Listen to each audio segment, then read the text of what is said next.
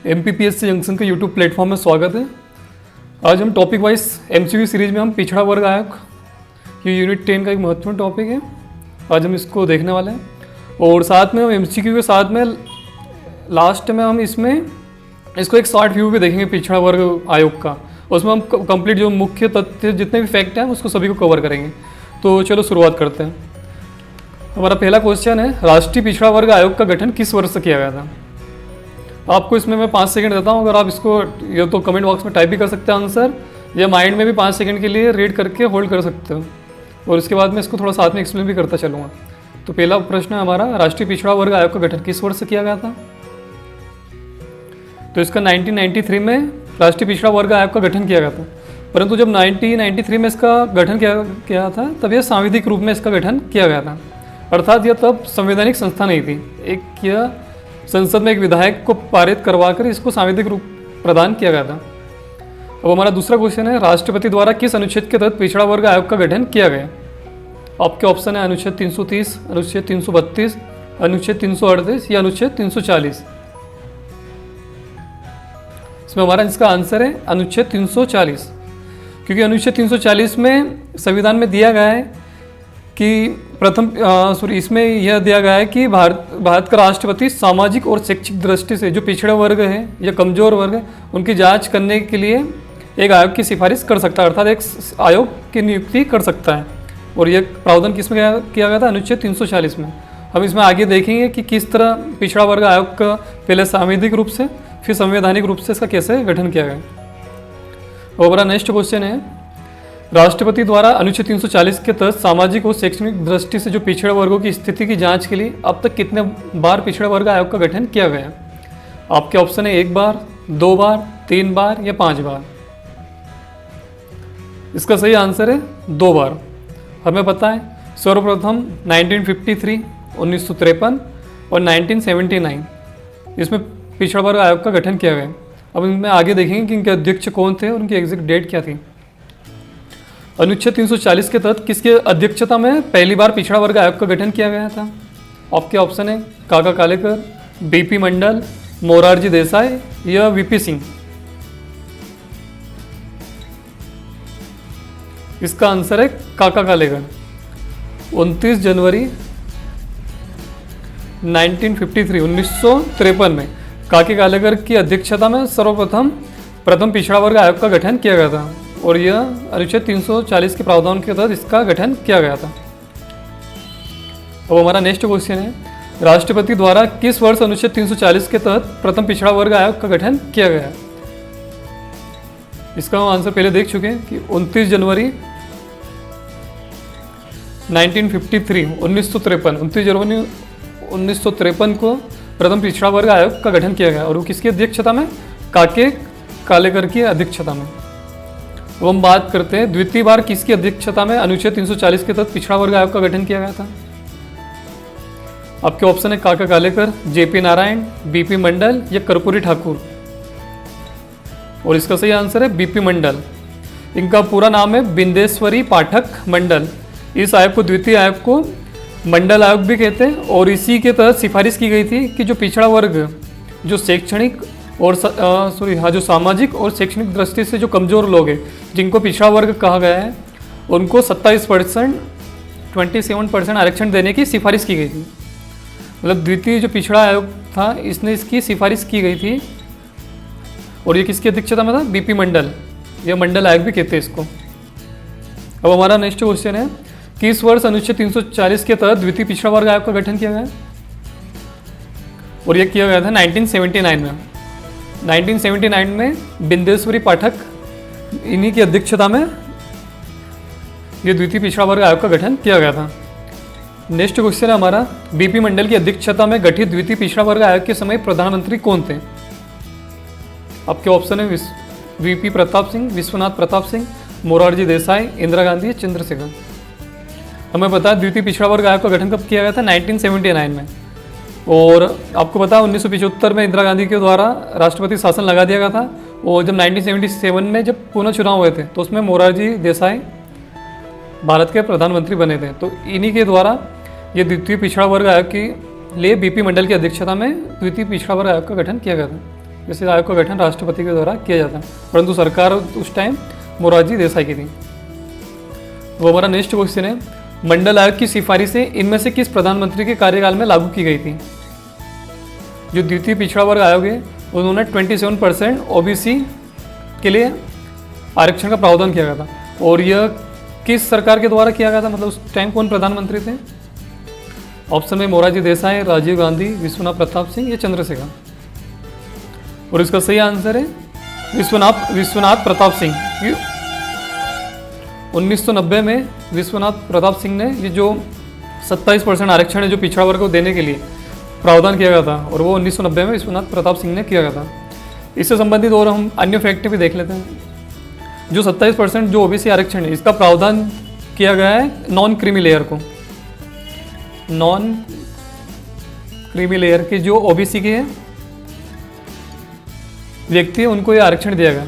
Non creamy layer में जब सर्वप्रथम 1990 में जब इसका प्रावधान किया गया था, जब 1 लाख से कम इनकम वाले जो व्यक्ति थे उन्हें इसमें रखा गया था, परंतु वर्तमान 2017-18 से जिसकी 8 लाख रुपए से कम इनकम है उन्हें नॉन क्रीमी लेयर में रखा गया।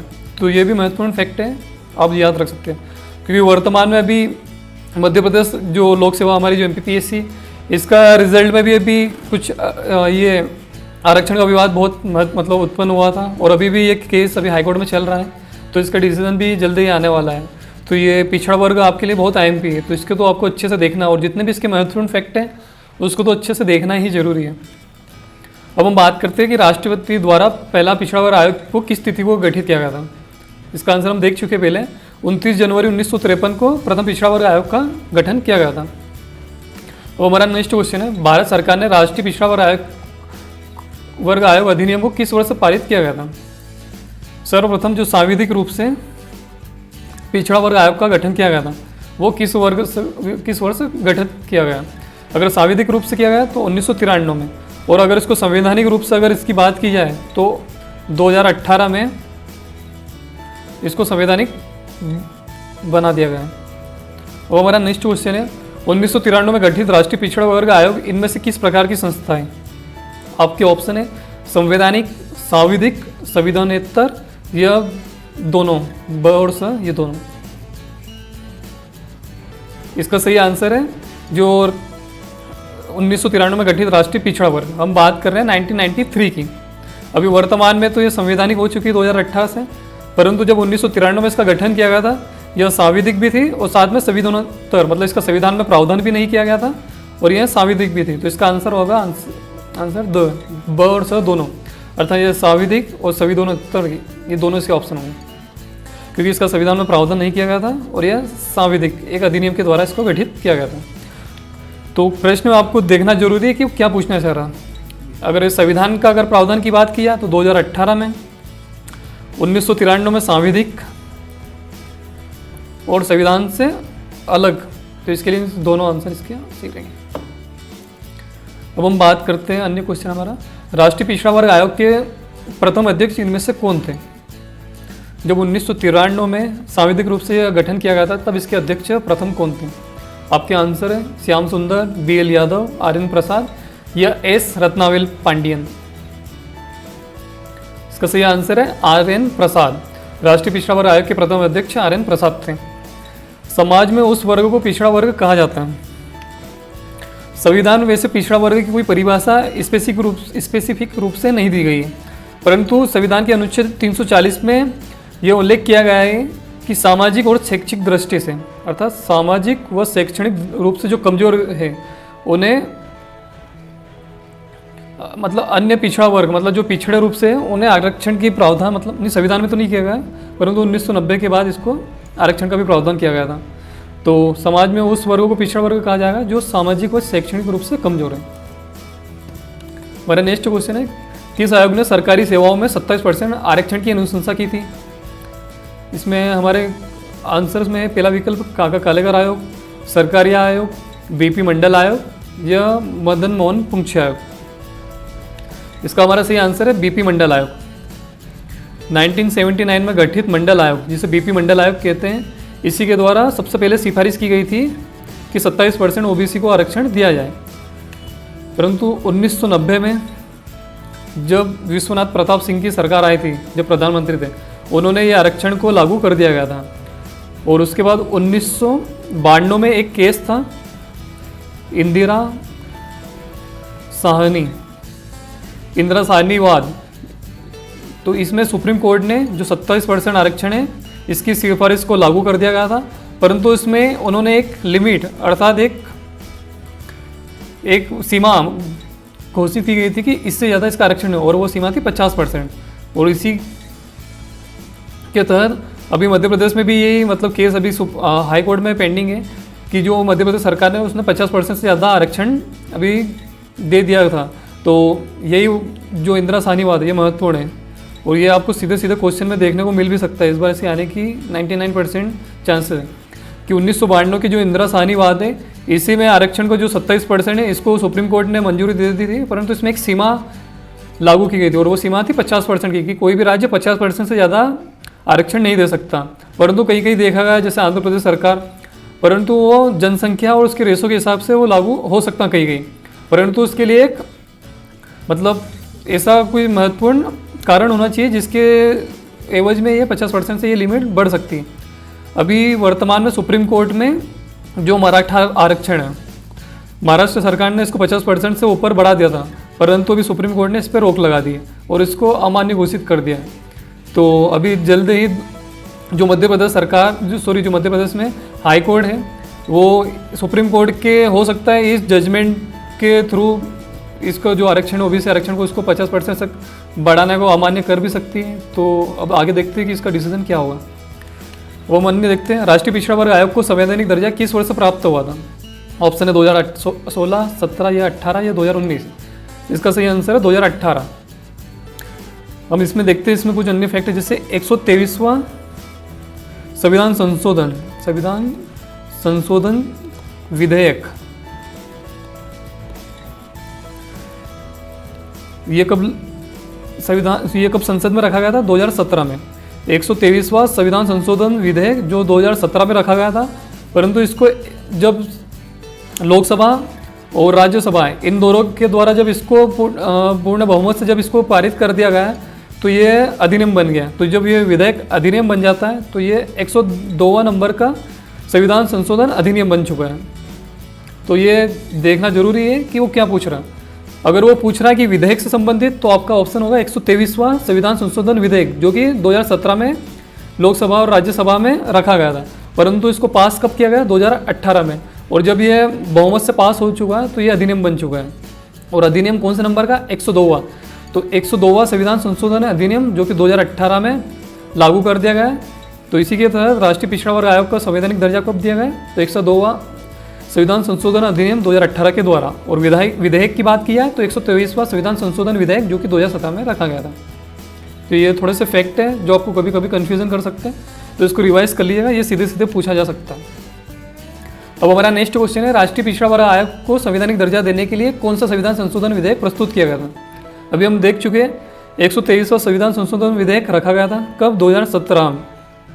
123वां संविधान संशोधन विधेयक 2017 जो दोनों सदनों में पास होने के बाद 102वां संविधान संशोधन अधिनियम बन चुका है वर्तमान में, और इसी के द्वारा इसे संवैधानिक दर्जा दिया जा चुका है।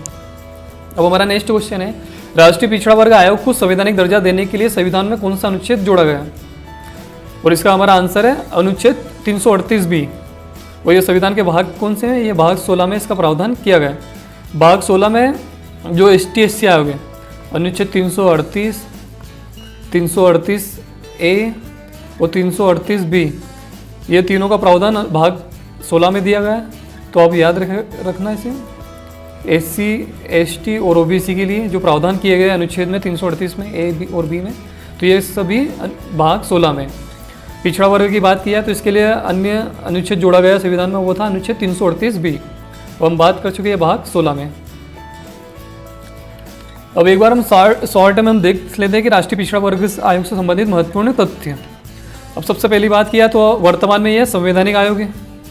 1993 में यह सांविधिक आयोग था और इसको कब सांविधिक दर्जा दिया गया था? 14 अगस्त 1993 में। परंतु 102वां संविधान संशोधन अधिनियम के द्वारा 2018 में इसे संवैधानिक दर्जा वर्तमान में दिया जा चुका है। और ये जब 102वां संविधान संशोधन लागू किया गया था, जब संविधान में 2 अनुच्छेद जोड़े गए थे, एक 338 बी और 342 ए। 338 बी में राष्ट्रीय पिछड़ा वर्ग आयोग का प्रावधान किया गया, वही 342 ए में राष्ट्रपति द्वारा सामाजिक और शैक्षणिक रूप से जो पिछड़े लोग हैं या कमजोर वर्ग के जो लोग हैं उन्हें चिन्हित करने की शक्ति दी गई है। तो ये भी महत्वपूर्ण है, इसे सीधा सीधा पूछा जा सकता है कि 342 ए किसके द्वारा जोड़ा गया है, तो 102वां संविधान संशोधन के द्वारा जोड़ा गया है। इसमें क्या प्रावधान किया गया है, तो इसमें प्रावधान किया गया है कि राष्ट्रपति सामाजिक और शैक्षणिक रूप से पिछड़े वर्गों को चिन्हित कर सकता है, ये इसको शक्ति दी गई है। इससे संबंधित हम कुछ अन्य फैक्ट देखते हैं। जैसे इसकी संरचना की बात की जाए तो इसकी संरचना ST/SC आयोग, हमारा जो अनुसूचित जाति और जनजाति आयोग है उसी के समान है। इसमें एक अध्यक्ष, एक उपाध्यक्ष व 3 सदस्य होते हैं। कार्यकाल की बात की जाए तो इसका कार्यकाल राष्ट्रपति के द्वारा निर्धारित किया जाता है और वर्तमान में भी जो निर्धारित किया गया है वो है 3 वर्ष। इसकी नियुक्ति की बात की जाए तो ये संवैधानिक आयोग है, तो इसकी नियुक्ति, पदमुक्ति, त्यागपत्र ये तीनों किसके द्वारा किया जाएगा, राष्ट्रपति के द्वारा।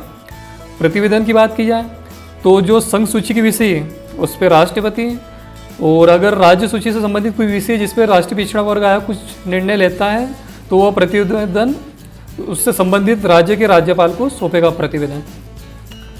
इसके वर्तमान अध्यक्ष की बात की जाए तो भगवान लाल साहनी इसके वर्तमान अध्यक्ष हैं, और जो RN प्रसाद है ये सांविधिक आयोग के समय प्रथम थे। कब थे, सांविधिक आयोग के तहत जब 1993 में इसका गठन किया गया था, और जब संवैधानिक प्रावधान किया गया तब से भगवान लाल साहनी इसके अध्यक्ष हैं। और ये अन्य फैक्ट हम देख चुके हैं। प्रथम पिछड़ा वर्ग आयोग 29 जनवरी 1953 काके कालेलकर की अध्यक्षता में। द्वितीय पिछड़ा वर्ग आयोग 1979 में BP मंडल अध्यक्ष इनके अध्यक्ष थे, और इन्होंने 27% आरक्षण देने की सिफारिश की गई थी। उसके बाद 1990 में VP प्रसाद जब प्रधानमंत्री थे उन्होंने लागू कर दिया गया था कि 27% आरक्षण को इन्होंने लागू कर दिया गया था। और 1992 में इंदिरा साहनी वाद में आरक्षण देने की जो अनुमति थी उसको 50% की सीमा के अंदर स्वीकृति दे चुके थे। तो ये महत्वपूर्ण फैक्ट है, अब इसको एक बार अच्छे से देख लेना।